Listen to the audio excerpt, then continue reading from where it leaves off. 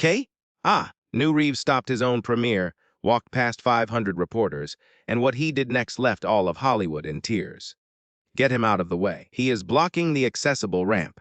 Those were the words a 26-year-old security guard barked at a 67-year-old man in a wheelchair who had been sitting in the California sun for 6 hours waiting to see one person. The veteran did not argue.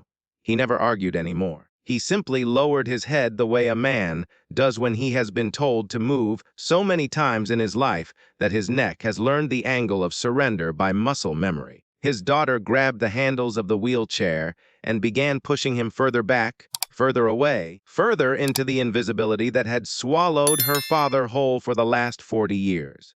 But something happened in the next 11 minutes that would change both of their lives permanently. Because the man they were pushing to the back was about to be pulled to the front by the last person anyone expected. And what Keanu Reeves did when he saw that wheelchair would silence 500 reporters, stop a multi-million-dollar premiere dead in its tracks, and remind every single person in that crowd of something the world has been forgetting for a very long time. That the people we push aside are usually the people who deserve to be seen the most.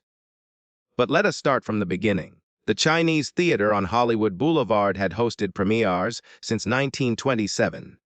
Its courtyard had felt the weight of every major star in cinematic history, from the Golden Age legends who signed their names in wet concrete to the modern icons who arrived in convoys of black SUVs with tinted windows and security details that cost more per hour than most Americans earn in a week. On this particular Thursday evening in late October, the theater had been transformed for the world premiere of a film called The Long Way Back. It was not an action film. It was not a sequel. It was not based on a comic book or a toy franchise or a theme park ride. The Long Way Back was a quiet, devastating drama about a former Marine who returns from 3 tours in Afghanistan to find that his wife has remarried. His son does not recognize him, and the country he nearly died for has no idea he exists. The character spends the film drifting through American cities, sleeping in shelters, talking to ghosts, and slowly learning that the war he needs to survive is not the one he fought overseas. It is the one happening inside his own chest every single night. The film had been made for $14 million. In an industry that routinely spent $300 million on movies about robots fighting aliens, $14 million was pocket change. But Keanu Reeves had fought for this project for 7 years. He had turned down 4 franchise offers, 2 of which would have paid him north of $30 million each, because he believed this story needed to exist. He had taken no salary. He had personally called every investor. He had visited VA hospitals and homeless shelters to research the role, sitting with veterans for hours, listening to their stories, recording nothing, just absorbing their pain with the quiet intensity that had defined his entire career. The director was a man named Jack Reynolds, 51 years old, a former documentary filmmaker who had never helmed a feature with a budget above $2 million.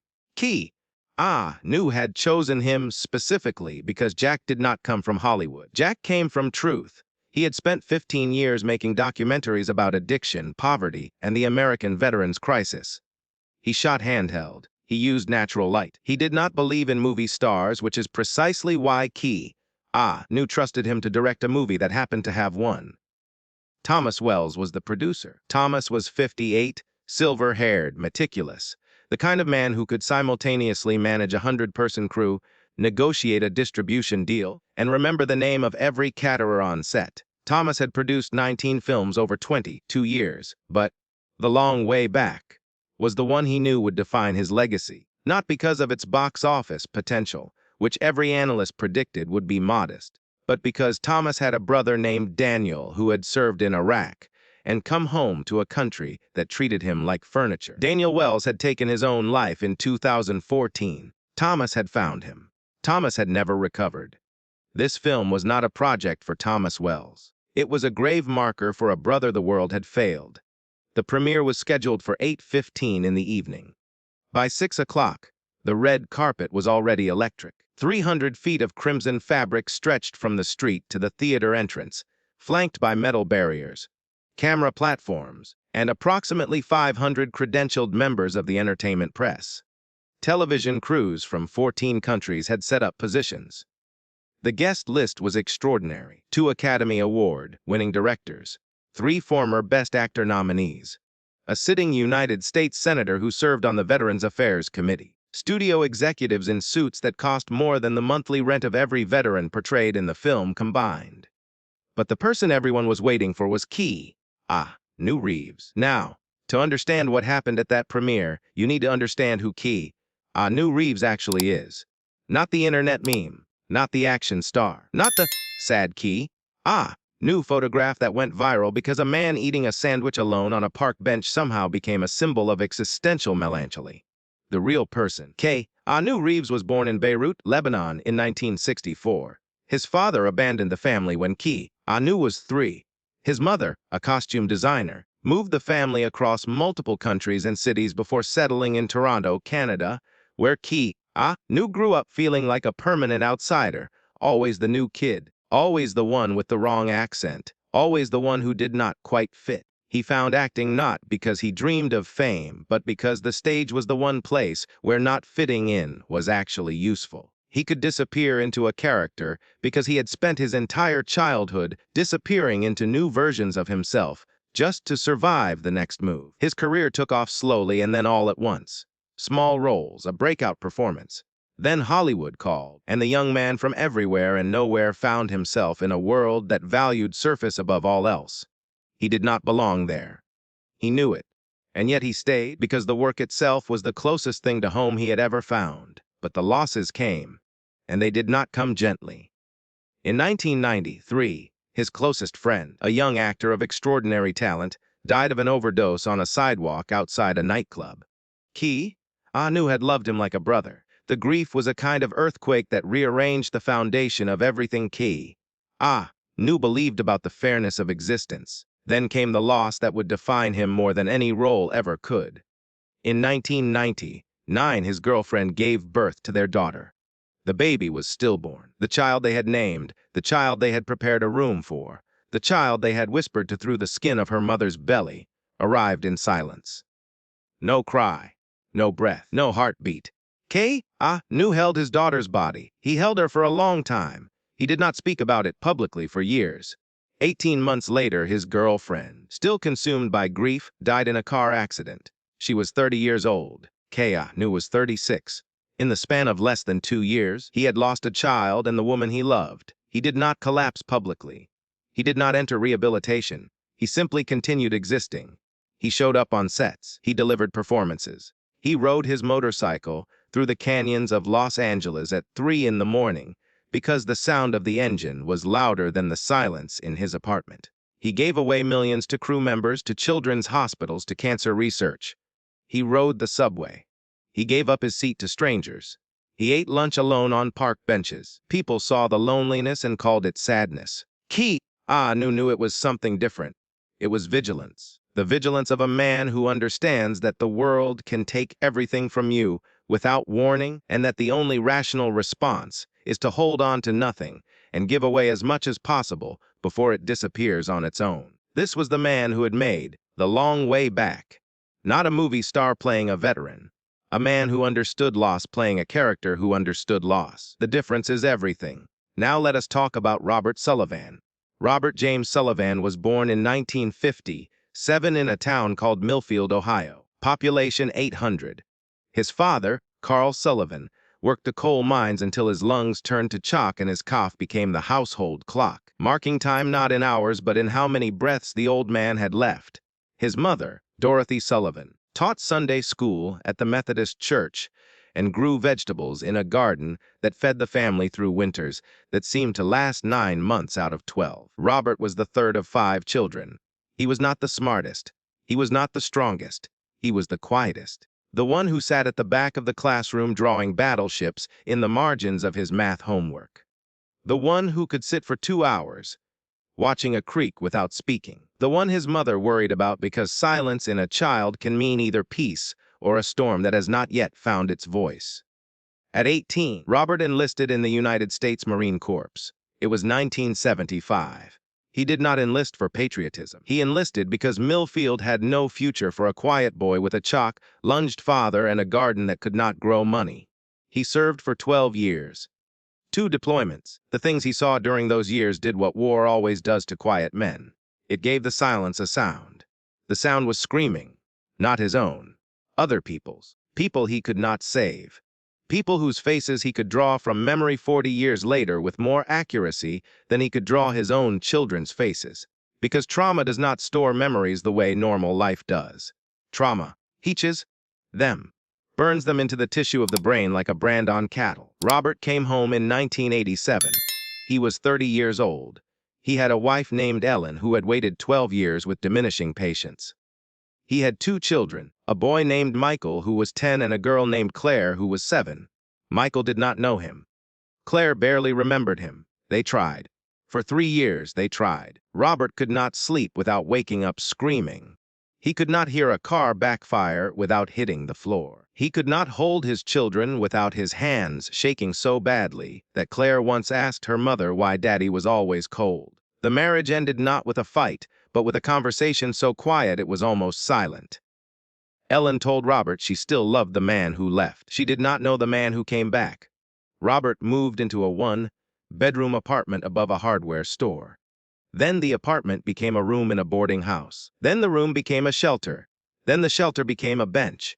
Then the bench became a VA facility in Glendale, California, where Robert Sullivan, formerly of the United States Marine Corps, shared a room with 3 other veterans who each carried their own wars inside their chests. His roommates were ghosts in the clinical sense, living men with pulses and prescriptions who had stopped participating in the business of being alive.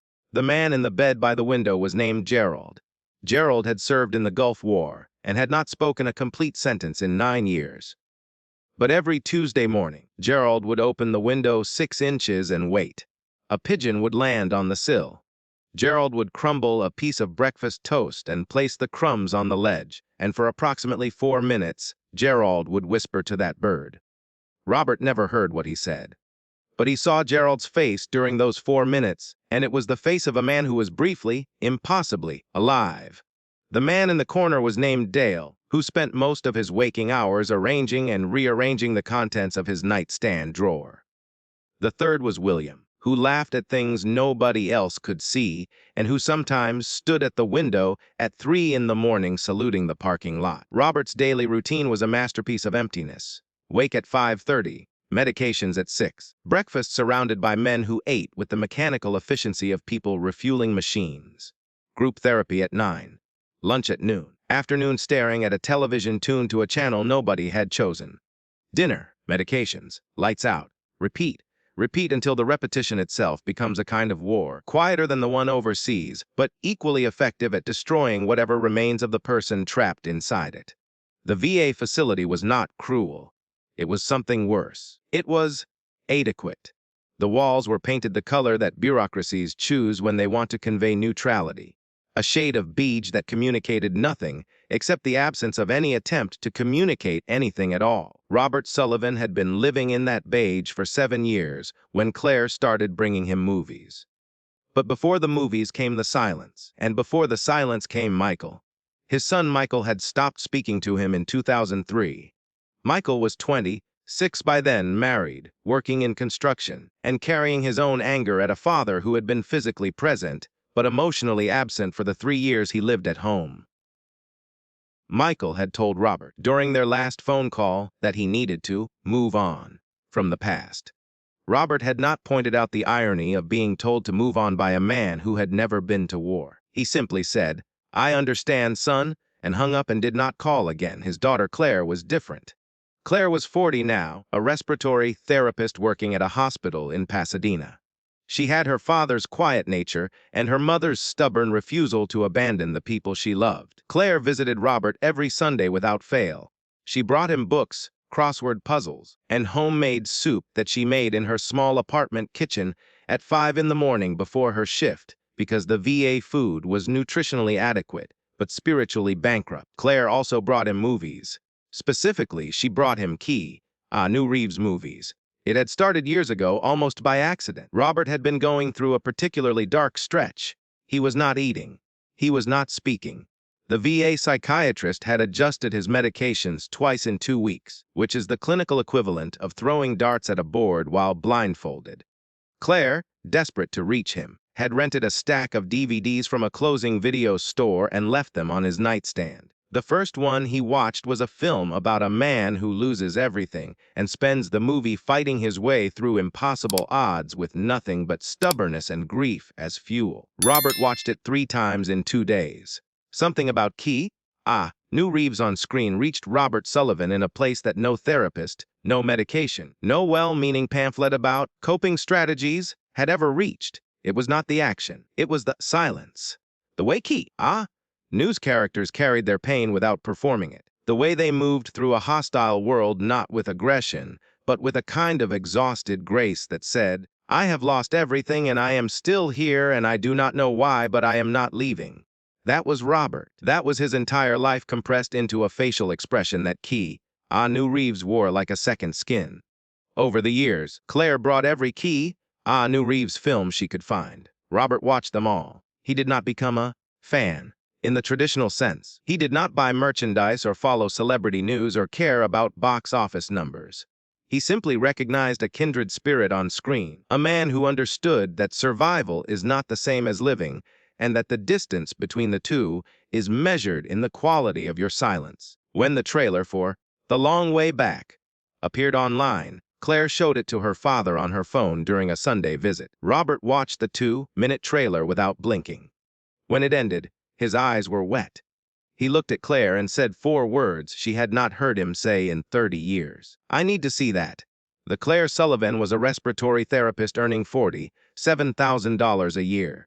She had student loans, rent, car payments, and the quiet financial drain of caring for an aging parent in a system designed to make that care as expensive and complicated as possible. She did not have money for premiere tickets, which were not available to the public anyway.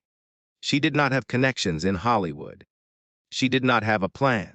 What she had was stubbornness inherited from a mother who grew vegetables through Ohio winters and a father who survived 12 years of military service with his humanity intact. And stubbornness, when combined with love, is the most dangerous force in the known universe. Claire found out that the premiere would be held at the Chinese Theater on a Thursday evening in late October. She found out that fans could gather outside the barriers along the red carpet. She found out that wheelchair accessibility near the theater was technically available, but practically non-existent because the accessible areas were routinely commandeered by press crews and their equipment. She requested that Thursday off from work, losing $172 in wages she could not afford to lose.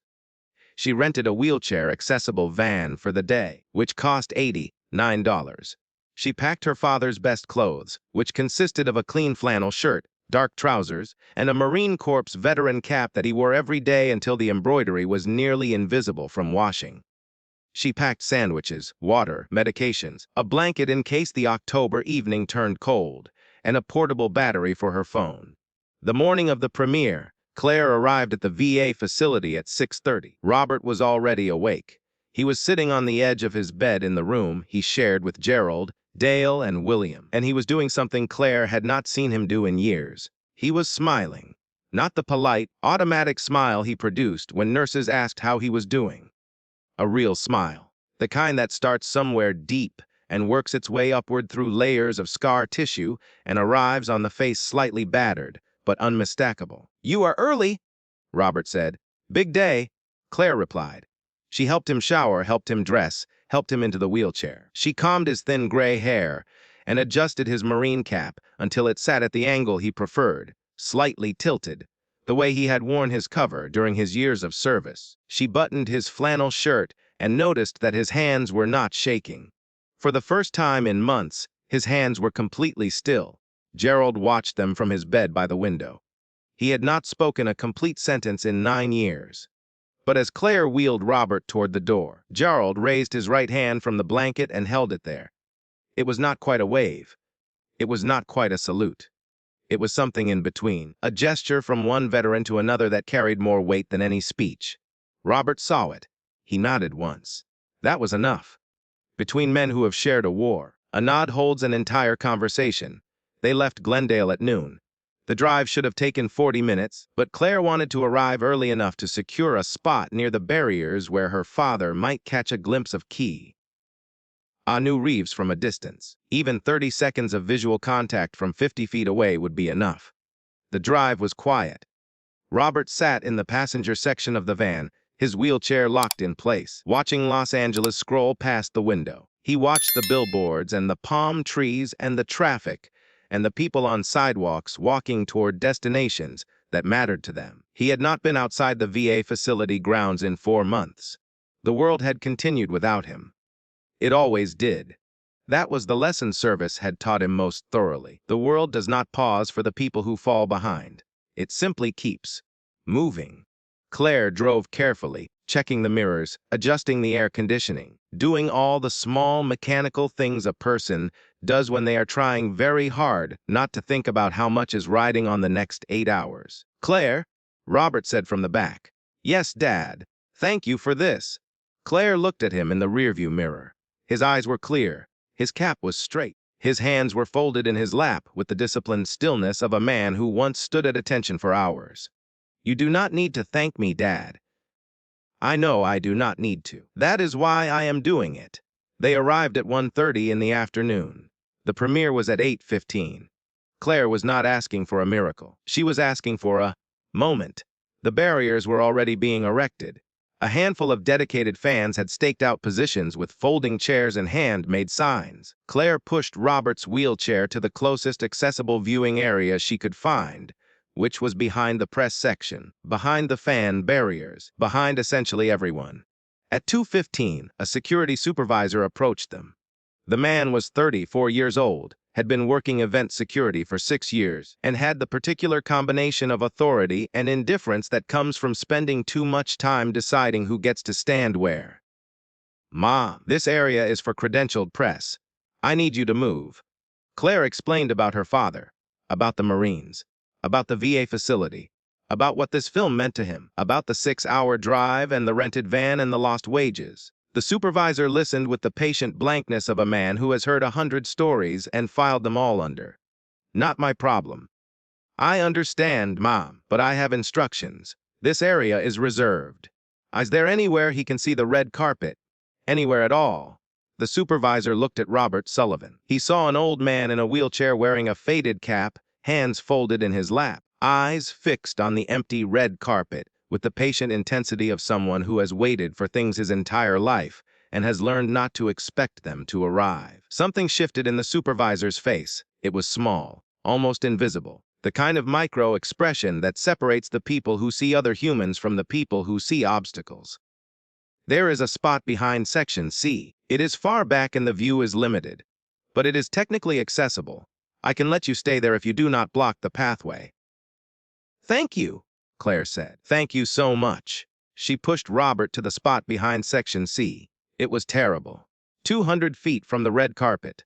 The view was blocked by camera platforms, lighting rigs, and approximately 300 people who had all arrived with more important credentials than a daughter's love and a veteran's hope.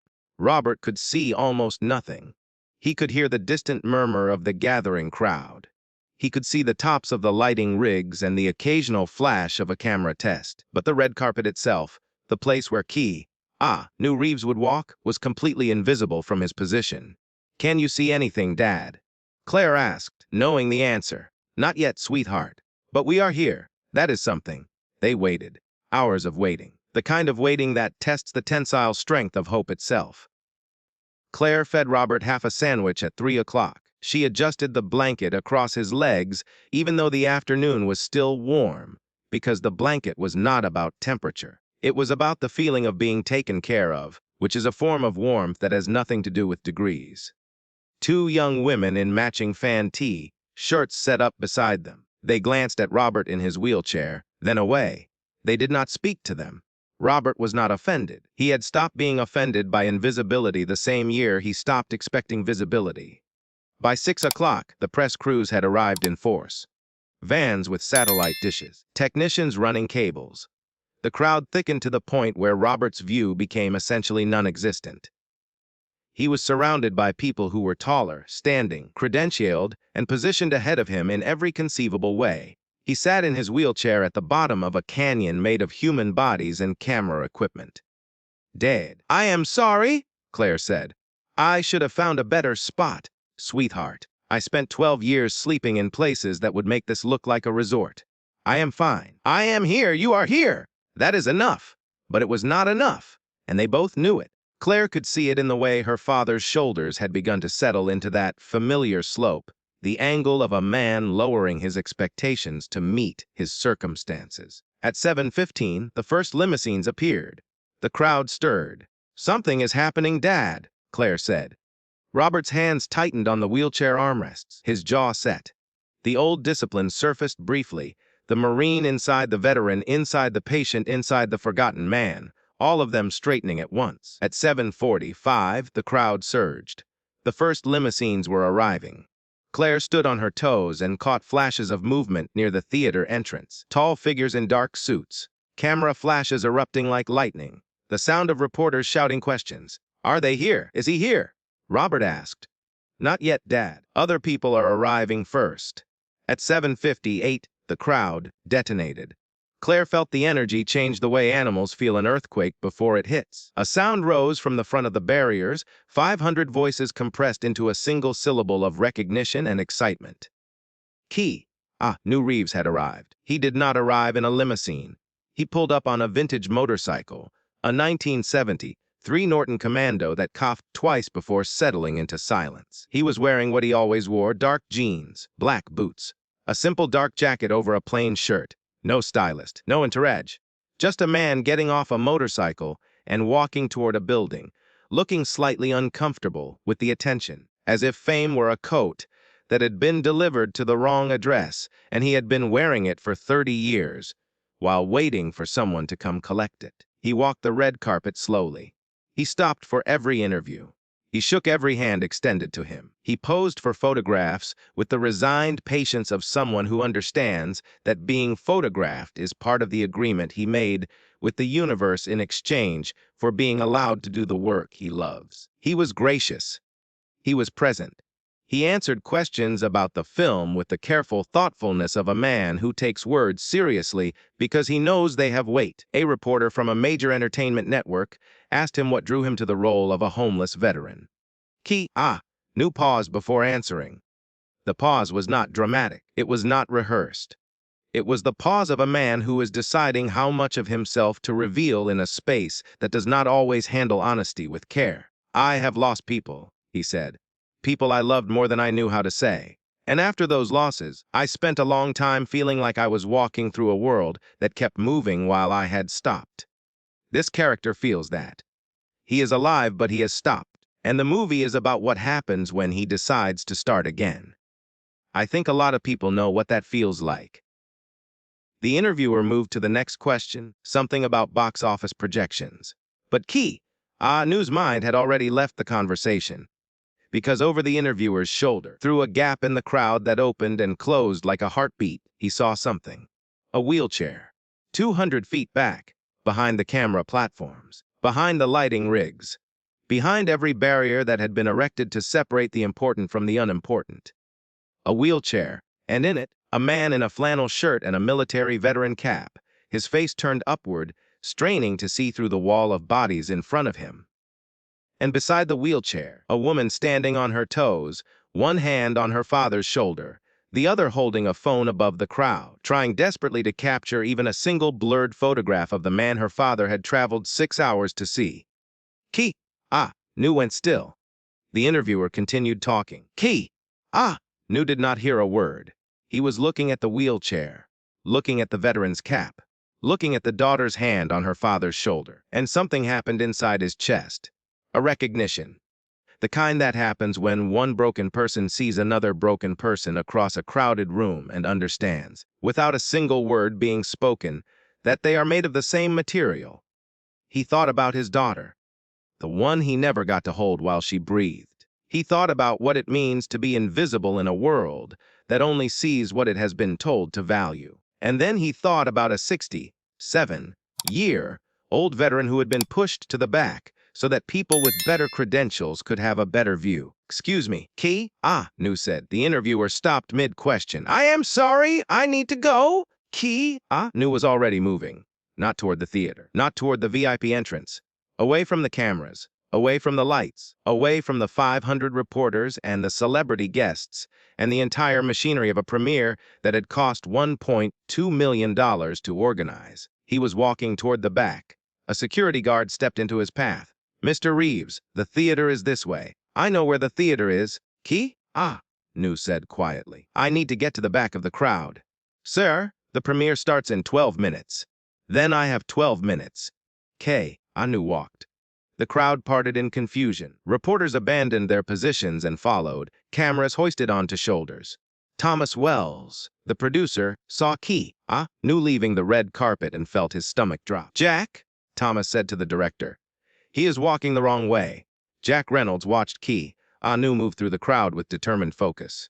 "No," Jack said softly. "I think he is walking the right way for the first time tonight." Anu reached the metal barrier at the back of Section C. The security supervisor who had earlier told Claire and Robert to move was standing there, his face cycling through confusion, alarm, and the dawning realization that the most famous person at this event was heading directly toward the two people he had tried to relocate. Anu looked at the barrier. Then he looked at Robert Sullivan. The veteran had not seen him yet. Robert's head was turned away, his chin dropped to his chest, his shoulders carrying the specific curve of a man who has accepted that the evening will produce nothing but another entry in a lifetime catalog of disappointments. Claire saw Anu first. Her hand flew to her mouth. Her eyes went wide. She made a sound that was not a word, just a compressed syllable of disbelief that escaped her throat before her brain could process what her eyes were reporting. Nu did not go over the barrier. He did not vault it.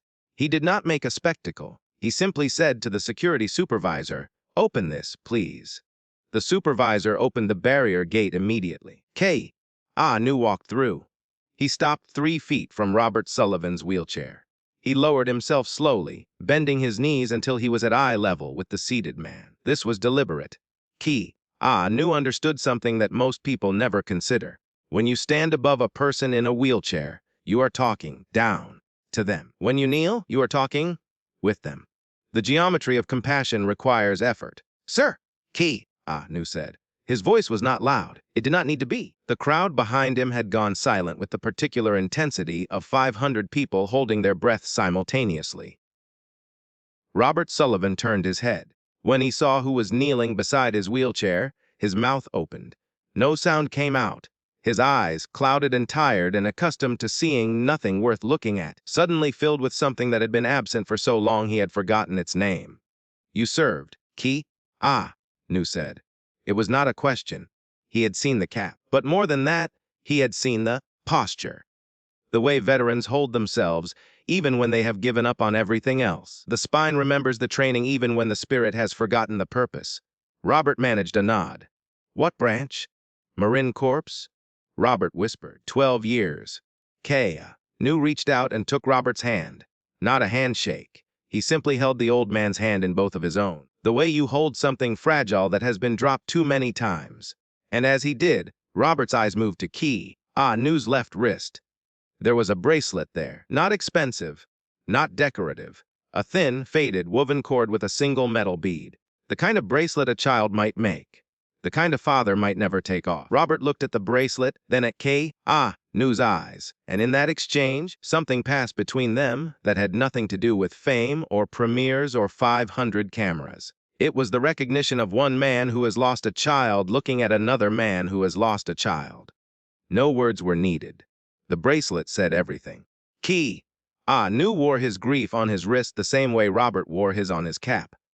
Small, private markers of the things they carried that the world could not see. Nu was quiet for a moment. His eyes moved from Robert's face to the cap, to the flannel shirt, to the wheelchair, to the blanket, folded across the veteran's legs, to the daughter, standing behind with tears running down her face. He absorbed every detail the way he absorbed characters, completely, without judgment, with the understanding that every human being is a story, and that most of those stories never get told, because nobody bothers to read past the cover. "What is your name?" Anu asked. Robert Sullivan." "Robert." Anu repeated the name as if testing its weight. "How long have you been here?" Claire answered because Robert could not. "Since 1:30 this afternoon. We drove from Glendale." My father lives at the VA facility there. He has been waiting to see this movie since the trailer came out. He said it was the first time he saw himself on screen. K? Ah, New looked at Robert. You saw yourself? Robert's jaw worked. The muscles in his face were fighting against 40 years of practiced silence, trying to produce words for an experience he had never been asked to describe. The trailer, Robert said finally. The man in the trailer, sitting in the shelter, looking at the wall. I know that wall.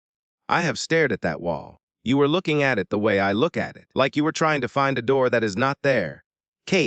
New did not respond immediately. He stayed kneeling. Behind him, 500 members of the press were recording every second. Thomas Wells was on his phone, speaking rapidly to the theater manager. Jack Reynolds was standing at the edge of the crowd, watching, his documentary instincts telling him that whatever was happening in this moment was more real than anything he had ever captured on film. Robert? New said. Have you seen the movie? No, sir. We could not get tickets. We just came to be close to where it was happening. That was enough. New turned to the security supervisor. What is your name? Frank, sir. Frank Morrison. Frank, I need you to find Thomas Wells. He is the producer. Tall, silver hair, probably having a cardiac event somewhere near the theater entrance. Tell him we are delaying the start. Frank Morrison looked like a man who had been asked to rearrange the orbit of the moon. Sir, the premiere is scheduled. I know. New said. Now it is rescheduled. Robert is going to see this movie tonight, and he is going to see it from the front row, and I am going to sit next to him. Go find Thomas. Frank went. Thomas Wells arrived 90 seconds later, slightly out of breath, his silver hair disrupted by the speed of his walk. He took in the scene New kneeling beside a veteran's wheelchair, a woman crying, a crowd of reporters recording everything, and an entire premiere timeline evaporating. New, Thomas said carefully. The screening. New stood. He looked at Thomas with an expression that Thomas would later describe as the most gentle act of authority he had ever witnessed. Not commanding, not demanding, simply clear, the clarity of a man who has found the only important thing in a field of irrelevance. Thomas. This is Robert Sullivan. He served 12 years in the Marine Corps. He has been sitting in the sun since 1:30 waiting to see a movie about a veteran finding his way home. He is going to see it tonight, from the front row, beside me. We can delay the start 20 minutes. Will the studio survive 20 minutes? Thomas looked at Robert Sullivan. He looked at the Marine cap. He looked at the wheelchair. And Thomas Wells thought about his brother Daniel, who had served in Iraq and come home and found no door in the wall and had chosen the only exit he could find. 20 minutes, Thomas said, his voice rough. I will handle it. Then New did something that every photographer present would capture, and that would circulate on every news platform in the world within 6 hours. He walked behind Robert Sullivan's wheelchair, placed both hands on the push handles, and said to Clare, walk beside your father. This is his night. Keanu Reeves pushed Robert Sullivan's wheelchair up the red carpet. Not quickly, not as a photo opportunity. Slowly, with the deliberate, unhurried care of a man who understands that dignity cannot be rushed. The 300 feet of crimson fabric that separated the back of the crowd from the front of the theater became, in that slow walk, something more than a movie premiere red carpet. It became a correction, a reversal of every time Robert Sullivan had been pushed to the back, moved out of the way, made invisible. Halfway up the carpet, Keanu stopped. The crowd held its breath. 500 cameras froze. Claire looked at him in alarm, wondering if something was wrong. But Keanu was looking at Robert's hands. They were shaking, not from emotion this time, from cold. The October evening had dropped 15 degrees since sundown, and Robert was sitting in a flannel shirt and a thin blanket, while every other person on that carpet wore layers of designer fabric. Keanu took off his jacket, his only jacket, the simple dark jacket he had arrived in. Without a word, without ceremony, without any awareness that he was being watched by 1,000 lenses, he draped it over Robert Sullivan's shoulders. He tucked it around the old man's chest the way a father tucks a blanket around a child. Then he adjusted the collar so it would not press against Robert's neck. It took 4 seconds. 4 seconds that would become the most shared image from any premiere in the history of Hollywood. Not a posed photograph. Not a planned moment. A man in a plain shirt, standing in the California cold, giving away the only warm thing he had because someone beside him needed it more. Robert looked up at Key. Knew. His mouth trembled. He reached up with one shaking hand and touched the jacket's lapel, the way a person touches something they cannot quite believe is real. "Thank you," Robert whispered. "Key!" Knew said nothing. He simply walked behind the wheelchair again, placed his hands on the push handles, and kept going. In his plain shirt, arms bare in the October air, pushing a veteran in a borrowed jacket up the most famous red carpet in the world. The crowd on both sides of the barriers went silent first. Then someone began to clap, then another. Then the sound built the way sound builds when something real is happening in a place where almost everything is performance. Within 30 seconds, every person lining that red carpet was standing and applauding. Not for Keanu Reeves, the movie star. For Robert Sullivan, the veteran who was being seen. Clare walked beside her father's wheelchair. She was crying so hard she could barely walk straight. Robert sat in the wheelchair, his hands gripping the armrests, his eyes wide, his mouth slightly open, processing a reality that did not match any reality he had experienced in the last 4 decades. They passed the press section. Reporters who had spent the evening asking celebrities about fashion choices and workout routines stood silent, cameras rolling, some of them wiping their own eyes. They passed the VIP section. A senator who served on the Veterans Affairs Committee watched the wheelchair pass and felt something inside his chest that no committee hearing had ever produced. He would later introduce a bill to increase funding for veteran accessibility at public events. It would pass. They passed the celebrity section. Actors and directors and studio executives who had spent the evening performing graciousness watched Keanu Reeves perform something that was not a performance at all. They watched him push a wheelchair and they understood, some of them for the first time, the difference between acting human and being human. At the edge of the carpet, Frank Morrison watched, the security supervisor who 2 hours earlier had told Claire to move. Frank's grandfather had served in Korea. Frank had a photograph of that grandfather on his nightstand at home, a young man in uniform who came back different and never told anyone why. Frank watched Keanu push the wheelchair, and something cracked open inside his chest. Within a year, he would leave event security entirely and begin working at a veterans service center. When people asked him why, he would say, "Because I spent 6 years deciding who got to stand where. And one night I put a veteran in the worst spot in the building, and the biggest star in the world had to fix my mistake." At the theater entrance, Keanu stopped the wheelchair. He walked around to face Robert. 300 people inside the theater were watching through the glass doors.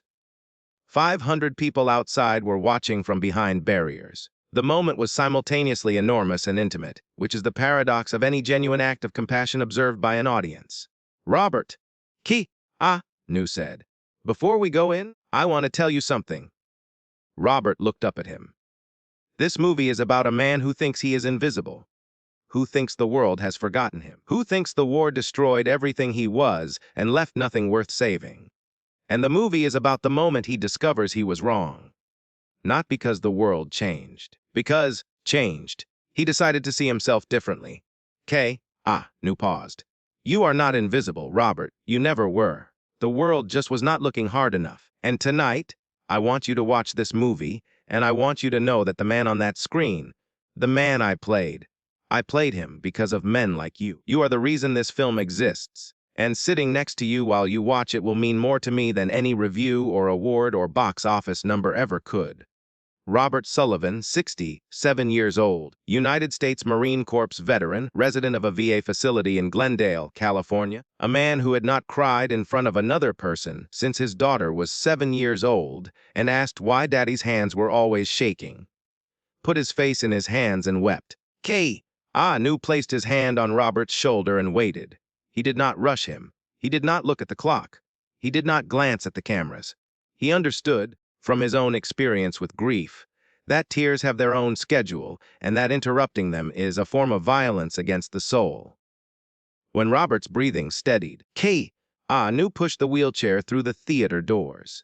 The theater fell silent as they entered. 2,000 people in tuxedos and evening gowns watching a man in a flannel shirt and a veteran cap being wheeled to the front row by the star of the film. The front row had been reserved for studio executives and their guests. Thomas Wells had already cleared 2 seats. A studio executive who had been seated in the center of the front row was now standing in the aisle, his expression a precise mixture of confusion and the dawning awareness that protesting would be a very poor decision. Keanu positioned Robert's wheelchair in the front row center. Claire sat in the seat to Robert's left. Keanu sat in the seat to Robert's right. "You ready?" Keanu asked. Robert looked at him. "I do not know how to thank you for this. Watch the movie," Keanu said. "That is all the thanks I need." The lights dimmed. The screen lit up. The film began. For the next 2 hours and 14 minutes, Keanu Reeves sat in a darkened theater watching a movie he had spent 7 years making, and he barely looked at the screen.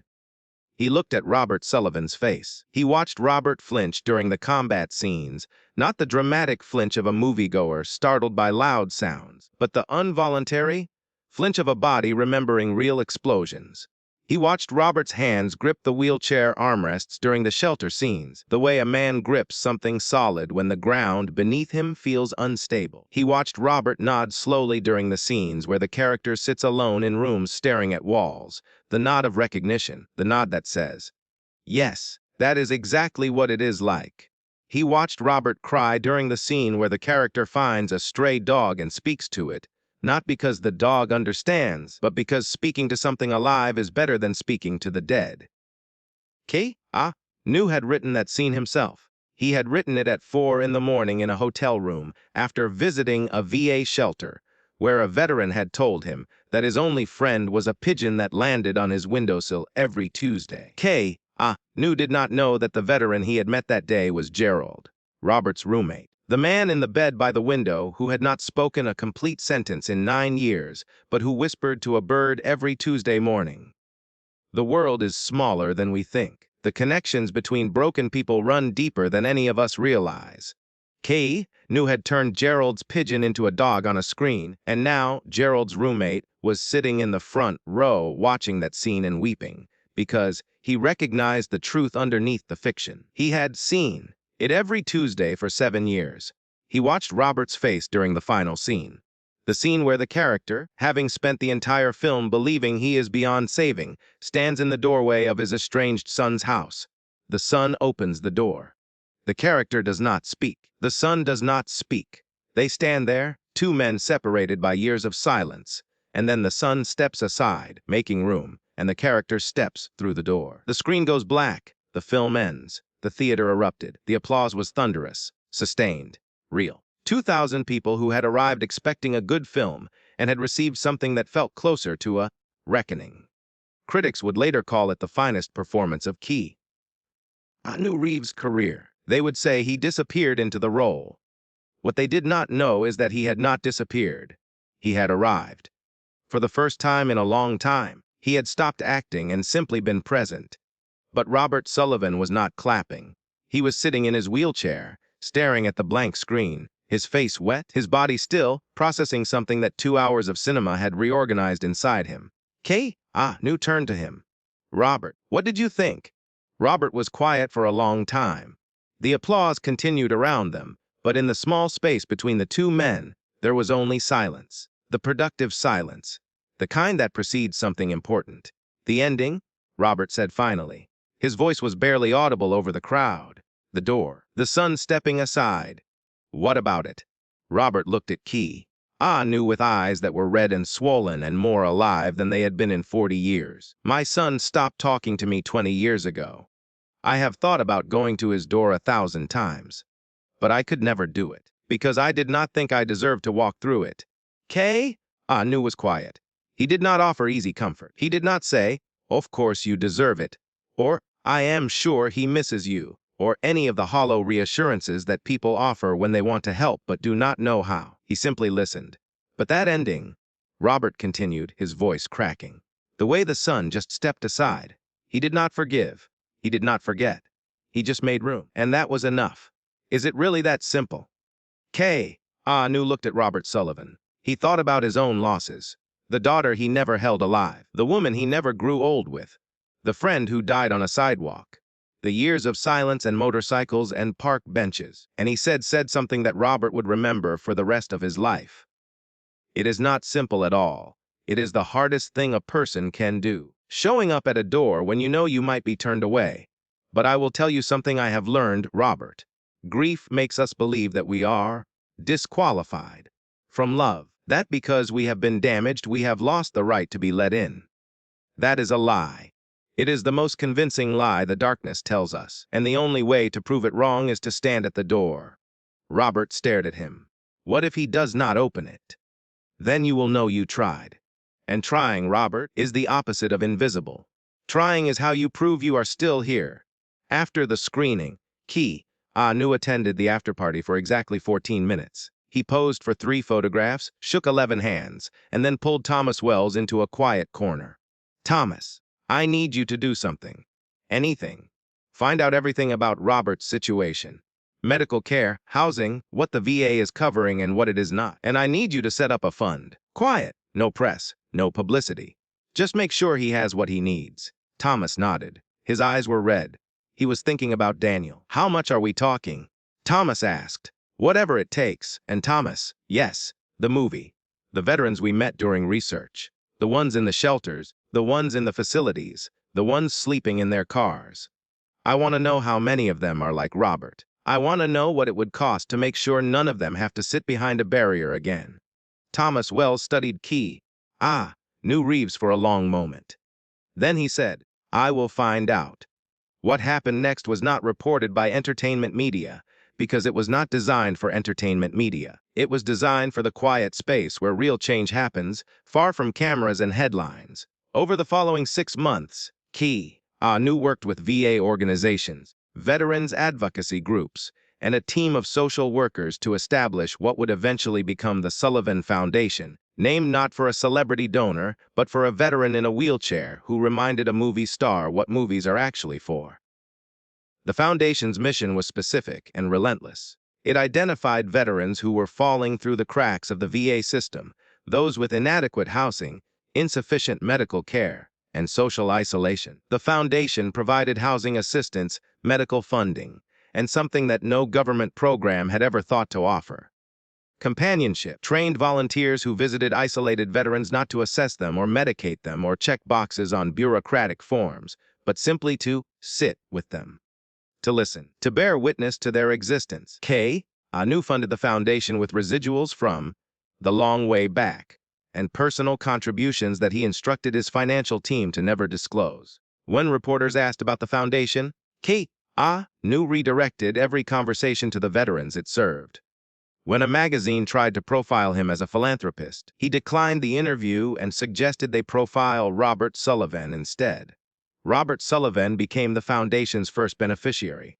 Within 3 months of the premiere, Keanu had arranged for Robert to move from the shared room at the VA facility to a small, wheelchair-accessible apartment in Pasadena, close to Clare. The apartment had a garden. Robert, who had not grown anything since leaving Ohio 49 years earlier, planted tomatoes. He tended them with the meticulous care of a man who has discovered that keeping something alive is a form of prayer. Keanu visited Robert regularly. Not with cameras, not with press releases. He would arrive on his motorcycle, park in the building's lot, walk up the ramp, and knock on the door of apartment 412. They would sit on the small balcony and drink coffee that Clare left in a thermos. They would talk, sometimes about the film, sometimes about the Marines, sometimes about loss, sometimes about nothing at all. One afternoon, 3 months after the premiere, Robert told Keanu about Michael, about the 20 years of silence, about the 1,000 times he had imagined going to his son's door and the 1,000 times he had stopped himself. Keanu listened. Then he asked one question. Do you know his address? Robert was quiet for a long time. Then he said, Claire has it. Then you have a door to stand at, Keanu said.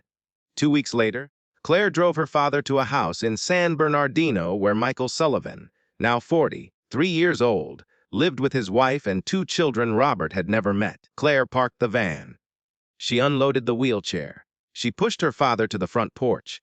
And then she stepped back, because this moment belonged to Robert alone. Robert sat in his wheelchair in front of his son's door for 4 minutes before he found the courage to knock. 4 minutes. The length of a song, the length of a commercial break, the length of time it takes for a man to decide that the risk of rejection is less unbearable than the certainty of regret. He knocked. The door opened faster than Robert expected. Michael Sullivan stood in the doorway. He was taller than Robert remembered, broader. His face carried the lines of his own battles, the kind of lines that form when a child grows up angry at a father who could not be what he needed. But his eyes were red, and Robert noticed something on the kitchen counter behind his son. A laptop open, screen glowing. On that screen, frozen mid-frame, was an image Robert recognized. A man in a plain shirt pushing a wheelchair up a red carpet. A veteran in a borrowed jacket. The photograph that had been shared 14 million times in 2 weeks. Michael had been watching it. Michael had been watching it when Robert knocked. They looked at each other. 20 years compressed into a single moment of eye contact. And Robert understood. His son had not opened the door because he heard the knock. He had opened the door because he had spent 2 weeks staring at that photograph, watching the world see his father for the first time and realizing that 20 years of silence was a door he had locked from the inside. Michael did not forgive. He did not forget. He did not make a speech about reconciliation or personal growth. He simply looked at his father, saw the wheelchair and the cap and the flannel shirt and the face that had aged 40 years in the 20 since he had seen it last, and he stepped aside. Robert rolled his wheelchair through the door. It was not simple. Keanu had been right about that. The weeks and months that followed were complicated, awkward, painful, and full of conversations that felt like walking through rooms filled with broken glass. But Robert showed up. He kept showing up. He met his grandchildren, a girl of 9 and a boy of 6 who called him Grandpa Bobby within a week because children do not carry the weight of history the way adults do. They simply see what is in front of them and respond to it. And what they saw was a quiet man in a wheelchair who let them sit in his lap and who told them stories about a creek in Ohio where he used to sit for hours watching the water move. Keanu heard about the reunion from Clare during one of his visits. He was sitting on the balcony, coffee in hand, motorcycle parked below. He went to the door, Claire said. He actually went. Keanu closed his eyes. He thought about doors, about all the doors he had stood in front of and all the doors that had been closed to him and all the doors he had walked through anyway. Because the alternative was standing outside forever. Good, he said quietly. That is all any of us can do. Show up at the door and hope. Robert Sullivan lived for 5 more years after that premiere night. They were not perfect years. The nightmares did not vanish. The phantom pain in his missing legs did not magically heal. The medication still lined his bathroom shelf in their amber bottles, each one a small admission that the body and mind require chemical assistance to survive what war has done to them. But these 5 years were different. They had texture, they had warmth, they had the particular quality of life that only emerges when a person stops existing and starts living. He became a volunteer at a veterans center in Pasadena. He led a weekly group for isolated veterans, which he called the Front Row group because he told every new member the same story about the night he was pushed to the back and pulled to the front. The group met every Wednesday evening in a room with folding chairs and bad coffee. Robert would wheel himself to the center of the circle and begin the same way every time. My name is Robert Sullivan. I served 12 years in the United States Marine Corps, and for 40 years after that, I was invisible. Not because nobody could see me, because I had stopped believing I was worth seeing. Then he would tell the premiere story, not the version the news reported, the real version, with the 6 hours of waiting and the spot behind Section C and the jacket and the front row. Every time he told the part about Keanu kneeling beside his wheelchair, his voice cracked every single time, not because the memory was painful, but because it was sacred. The front row group started with 4 members. Within 2 years, it had 37. He grew tomatoes every spring. He discovered that the act of putting seeds into soil and waiting for them to become something is remarkably similar to the act of putting trust into another person and waiting for a relationship to grow. Both require patience. Both require faith. Both produce results that are never guaranteed but always worth the effort. He visited his grandchildren every other weekend. The girl, whose name was Emma, was 9 and had the Sullivan quiet. She would sit beside Robert's wheelchair and read aloud from chapter books while he listened, his eyes closed, his face peaceful, absorbing the sound of a voice that shared his blood and his silence. The boy, whose name was Jack, was 6 and had none of the Sullivan quiet whatsoever. He was a small engine of chaos and laughter who climbed onto Robert's lap without permission and demanded stories about marines and creeks and motorcycles. Robert told Jack about the creek in Millfield, Ohio, where he used to sit for hours as a child watching the water move over stones. He told him how the water never stopped, even when winter froze the surface. Underneath the ice, the creek kept flowing. "Like you, Grandpa Bobby?" Jack asked once. Robert looked at the boy. "What do you mean?" "You were frozen on the outside, but you were still flowing underneath." Robert stared at his 6-year-old grandson. Then he laughed. It was a sound Clare had not heard in decades. A genuine, unguarded, full-bodied laugh that came from a place so deep she had forgotten it existed. He and Michael never fully repaired the 20 years of damage, but they built something new on top of the rubble. Not a restoration, but a construction. A relationship that acknowledged the cracks instead of pretending they were not there. They ate dinner together once a month. They watched football on holidays. They did not hug often, because neither of them was built for easy affection. But they showed up. And showing up, as Robert had learned on a red carpet in Hollywood, is the act that matters most. Keanu visited for the last time on a Tuesday afternoon in April, 3 weeks before Robert died. He arrived on his motorcycle, as always. He brought coffee, as always. They sat on the balcony of apartment 412 and looked at the tomato plants that were just beginning to produce their first green buds of the season. "Those are going to be good ones," Keanu said. "I know," Robert replied. "I might not be here to eat them, but Claire will. Michael might. The grandchildren definitely will." Keanu was quiet. He understood what Robert was telling him. Not with grief, not with fear, with the calm clarity of a man who has made peace with an ending he cannot control. "Robert," Keanu said, "that night at the premiere, when I saw you behind the barrier, yes, I almost did not stop." Robert looked at him. "I saw the wheelchair," Keanu continued. "I saw the cap. And for 1 second, one fraction of a second, I almost turned back to the interview. Because stopping was inconvenient. Because the premiere was starting. Because 500 people were waiting. And in that fraction of a second, I understood something about myself that scared me." "What?" "That even people who care can walk past someone who needs them. That compassion is not a quality. It is a decision. And we make it every single time we choose to stop instead of keep walking." Robert nodded slowly. "I am glad you stopped. So am I," Keanu said. "It was the best decision I have ever made, including every movie." They sat in silence for a while. The afternoon light was turning gold.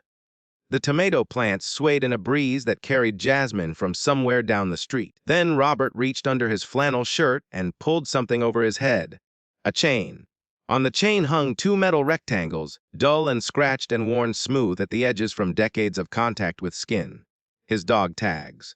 Robert held them in his palm for a moment. He ran his thumb across the stamped letters of his own name the way a man touches a word he has spent a lifetime trying to live up to. Then he held them out to Keanu. "I cannot accept these, Robert. You can, and you will, because I need them to be with someone who understands what they mean. Not the military part, the survival part, the part about carrying something against your chest for so long that it becomes part of your heartbeat." "A key." Keanu looked at the dog tags. He looked at Robert. Then he took them.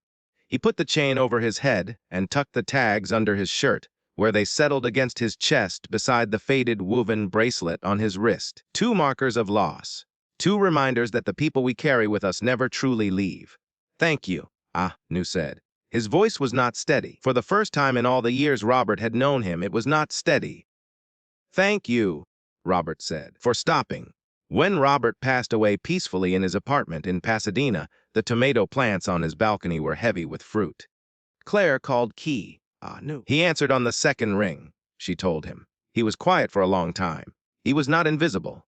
Keanu said finally. "Not for a single day of the time I knew him." Keanu attended the funeral. It was small, 31 people. Veterans from the front row group. Claire, Michael and his family, Thomas Wells, Jack Reynolds, Frank Morrison, the security supervisor from the premiere, who had stayed in touch with Robert and had become a regular volunteer at the Veterans Center. Keanu did not give a eulogy. He had been asked, but he declined. Instead, he sat in the back row of the chapel, wearing dark jeans and a simple jacket, one hand resting against his chest where two metal dog tags hung under his shirt beside a faded woven bracelet. He listened as Claire read a letter her father had written 3 weeks before his death. The letter said, "I spent 40 years believing I was invisible. I spent 40 years believing the war had taken everything from me. My legs, my marriage, my son, my right to be seen as a human being instead of a problem to be managed." Then one night a man I had only ever seen on a screen knelt beside my wheelchair and said my name. And in that moment I understood something that 40 years of therapy and medication and meaning pamphlets had never taught me. I was not invisible because the world could not see me. I was invisible because I had stopped believing I was worth seeing. The moment I believed it again, everything changed. Not the world. Me. To Claire, my daughter, who never once stopped seeing me even when I could not see myself. "You are the strongest person I have ever known. Stronger than any Marine. Stronger than any movie star. You carried me when I could not carry myself." That is the definition of heroism. To Keanu, if anyone reads this to you, thank you for stopping. Thank you for kneeling. Thank you for pushing my wheelchair up that carpet when every important person in the world was waiting for you to walk the other direction. You showed me that the door was not locked. I just had to knock. The Sullivan Foundation has assisted over 4,000 veterans since its establishment. It operates quietly, without celebrity endorsements or red carpet fundraisers. Its motto, known only to the staff and volunteers who run it, is 4 words long: nobody sits in back. The story of that premiere night reminds us of something that costs nothing to practice and means everything to the person who receives it. The most powerful thing a human being can do is not to accumulate wealth or achieve fame or win awards. It is to see another person. To look past the wheelchair, past the worn clothes, past the faded cap, past every external signal the world uses to sort people into categories of important and unimportant, and to recognize the human being sitting in the middle of all that wrapping. Keanu Reeves could have finished his interview, walked into his premiere, and enjoyed his evening. Nobody would have blamed him. He had earned it. 7 years of work. $14 million of investment. 500 reporters waiting to celebrate his achievement. Instead, he saw a veteran crying behind a barrier, and he made a choice. Not a grand choice. Not a heroic choice. Choice. The choice to see someone. The choice to stop walking in the direction the world expected and start walking toward the person the world had overlooked. That choice cost him 20 minutes of a premiere schedule. It cost a studio executive his front row seat. It cost a security supervisor his assumption that credentials determine value. And it gave a 67-year-old veteran the courage to knock on his son's door after 20 years of silence. The mathematics of compassion are absurd. A single act of seeing, a single moment of stopping, a single decision to kneel beside a wheelchair instead of walking past it. And the result is a man who spends his remaining years growing tomatoes and telling stories about creeks and holding grandchildren he never thought he would meet. A man who knocks on his son's door after 20 years. A man who leads a group of forgotten veterans into the front row of their own lives every Wednesday evening in a room with bad coffee and fluorescent lights. All of that, every tomato, every grandchild every Wednesday, every knock on every door, all of it traced back to one moment, one fraction of a second when Keanu Reeves could have turned back to his interview and did not. That is the return on investment that no financial statement will ever capture. And it began with the simplest, most radical, most undervalued action in human existence. One person looked at another person and said, "I see you." That is all it took. That is all it ever takes. Somewhere right now, there is a person in a wheelchair behind a barrier. There is a person in a waiting room who has been overlooked.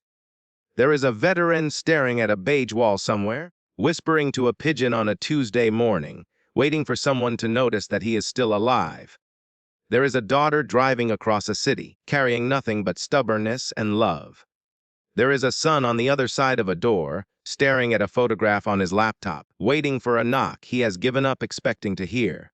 They are not asking for fame or wealth or pity. They are asking for exactly what Robert Sullivan was asking for on that October evening outside the Chinese theater.